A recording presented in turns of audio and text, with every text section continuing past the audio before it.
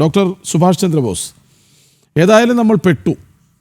പ്രകൃതിയെ ഇനി എത്ര ചേർത്ത് പിടിച്ചാലും നമ്മൾ വല്ലാത്തൊരു കുഴിയിലേക്ക് വീണുപോയി. ഇനിയൊരു അതിജീവനം എങ്ങനെ അങ്ങേക്ക് പറഞ്ഞ് അവസാനിപ്പിക്കാം? അതിജീവനം എങ്ങനെ എന്നൊരു ചോദ്യത്തിനേക്കാൾ പ്രധാനം അതിജീവനം വേണ്ടേ എന്നുള്ളതാണ്. മാനവരാശിയുടെ മുഴുവൻ ചരിത്രം എടുത്താൽ ഇങ്ങനെ അതിജീവിച്ച് തന്നെയാണ് മനുഷ്യർ മുന്നോട്ട് പോയിട്ടുള്ളത്. അതുകൊണ്ട് ഞാൻ നേരത്തെ പറഞ്ഞ ചില കാര്യങ്ങളിൽ നെഗറ്റീവ് ഉണ്ടോ അല്ലെങ്കിൽ അത് ക്രിറ്റിസിസം ആണോ എന്ന് ചോദിച്ചാൽ ഞാൻ ശുഭാപ്തി വിശ്വാസക്കാരൻ കൂടെയാണ്. നമുക്ക് അതിജീവിച്ചേ കഴിയൂ എന്നതാണ് ചോദ്യം. ഡോക്ടറെ അടുത്ത് ചെന്നപ്പോൾ ഡോക്ടർ പറയുന്നു നിങ്ങൾക്ക് ഇന്ന അസുഖങ്ങളുണ്ട്, അപ്പോൾ മെഡിസിൻ കഴിക്കണമെന്ന് പറയുമ്പോൾ കഴിക്കണോ വേണ്ടെന്ന് ചിന്തയില്ല, കഴിച്ചേ പറ്റൂ എങ്കിലേ ജീവിക്കാൻ കഴിയുള്ളൂ എന്ന് പറഞ്ഞ പോലെ മനുഷ്യർ പ്രകൃതിയോട് മല്ലടിച്ച് തന്നെയാണ് ഇവിടെ എത്തിയത്. പ്രകൃതിയെ കീഴടക്കിയും പല രൂപത്തിൽ തന്നെയാണ് മനുഷ്യൻ ഇവിടെ എത്തിയത്.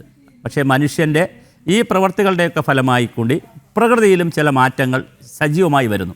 ആ മാറ്റങ്ങളെ കൂടി തിരിച്ചറിഞ്ഞുകൊണ്ടുള്ള പുതിയ അതിജീവന മന്ത്രങ്ങൾ, പുതിയ അതിജീവന സ്ട്രാറ്റജികൾ, പുതിയ അതിജീവനത്തിലുള്ള പരിപാടികൾ, അത് എല്ലാ മേഖലകളിലും, ശാസ്ത്ര ഗവേഷണ മേഖലകൾ മുതൽ കാർഷിക മേഖല മുതൽ വ്യവസായ മേഖല മുതൽ സമസ്ത മേഖലകളിലും കുറേശ്ശെ നമ്മൾ കൊണ്ടുവന്ന് നമ്മുടെ ശീലങ്ങളിൽ ഉൾപ്പെടെ നമ്മൾ വ്യക്തി എന്നുള്ള നിലയിലും സമൂഹം എന്നുള്ള നിലയിലും നമ്മൾ എത്ര കണ്ട് ഇതുമായി കോപ്പപ്പ് ചെയ്യാൻ പറ്റും, ഇതുമായി അഡാപ്റ്റ് ചെയ്യാൻ പറ്റും.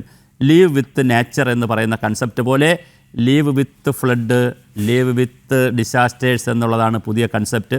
അതുകൊണ്ട് ഡിസാസ്റ്ററുകളില്ലാത്തൊരു ലോകത്തെക്കുറിച്ച് നമ്മൾ ചിന്തിക്കേണ്ട, പക്ഷേ വരുന്ന ഡിസാസ്റ്ററുകളിൽ നിന്ന് മാക്സിമം ജീവനുകളെ രക്ഷിച്ചും നമ്മുടെ മറ്റ് അസുഖങ്ങളിൽ നിന്നൊക്കെ മാറി പരമാവധി എങ്ങനെ നമുക്ക് സുരക്ഷിതമായി പോകാം എന്ന് മാത്രം ചിന്തിക്കുന്ന ഒരു പുതിയ കാലത്താണ് നമ്മൾ നിൽക്കുന്നത്.